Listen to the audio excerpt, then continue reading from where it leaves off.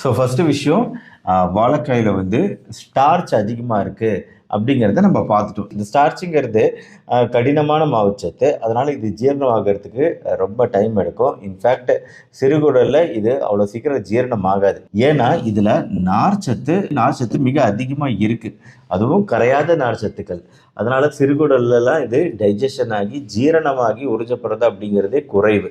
So நார்ச்சத்து அதிகமாக இருக்குது. ரெண்டாவது விஷயம், இதில் பெக்டின் அப்படிங்கிற ஒரு ஃபைபர், இதுவுமே நார்ச்சத்து தான். இந்த பெக்டின் அப்படிங்கிறது வாழைக்காயில் அதிகமாக இருக்குது. ஆனால் இந்த பெக்டின்ங்கிறது வாழைப்பழமாக மாறும்போது இந்த பெக்டின் போயிடும், கரைச்சி போயிடும், இருக்காது. ஆனால் வாழைக்காயில் தான் பெக்டின் இருக்கும். சரி, இந்த பெக்டின்னால என்ன டாக்டர் யூஸ் அப்படின்னு கேட்டிங்கன்னா, மெயினாக ரத்த சர்க்கரை அளவுகள் அப்படிங்கிறது கண்ட்ரோலில் இருக்கும். அதாவது குறையும் ஆக்சுவலாக இந்த வாழைக்காயில் இருக்க நார்ச்சத்துனால, பெக்டின்னால. இன்னொன்று நம்ம ஜீரண மண்டலத்துக்கும் நல்லது.